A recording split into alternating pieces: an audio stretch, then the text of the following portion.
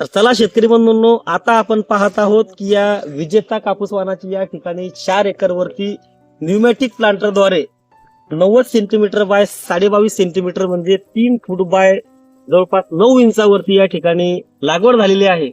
या मशीनद्वारे कापूस वेचणीचा हा प्रयोग यशस्वी करण्यासाठी आपल्याला या विजेता कापूस वाहनासारखे लवकर तयार होणारे वाहन निवडावे लागतील की जे वाहन उभट वाढणारं राहील, जवळजवळ लागवड झाल्यानंतर सुद्धा त्याची दाटी होणार नाही.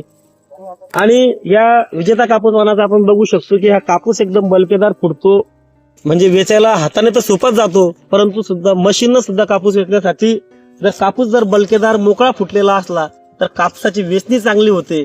आणि सोबतच आपल्याला हा मशीनद्वारे कापूस वेचणीचा प्रयोग यशस्वी करण्यासाठी आपल्याला ज्यावेळेस आपण झाडांची संख्या वाढवतो त्यावेळेस PGR म्हणजे प्लांट ग्रोथ रेग्युलेटर जे आहेत, ज्याच्यामध्ये चमत्कार नावाचं जे एक घरडा कंपनीचं PGR येतं, त्याचं जर आपण वेळोवेळी 45 दिवस 65 दिवस 85 दिवस अशा जर वेळोवेळी जर फवारण्या घेऊन जर आपण झाडाची वाढ नियंत्रित ठेवली तर निश्चितच हा मशीनद्वारे जर कापूस वेचणीचा प्रयोग आहे हा अंततः यशस्वी होतो.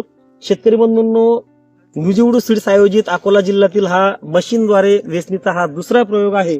आणि आता आपण मशीनद्वारे सुद्धा कशी कापसाची वेचणी होते ती प्रत्यक्षिक आपण या व्हिडिओच्या माध्यमातून या ठिकाणी पाहणार आहोत.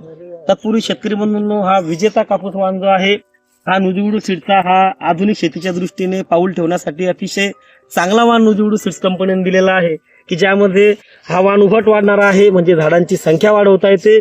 हा लवकर येणारा वाहन आहे, म्हणजे गुलाबी बोंडाळीच्या धोक्यापासून बचाव होतो.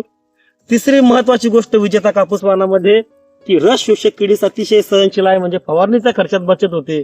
वेचणीसाठी अतिशय सोपा हा विजेता कापूस वाहन आहे. अलगद असा हातामध्ये येतो, म्हणजे वेचायला खूप सोपा आहे.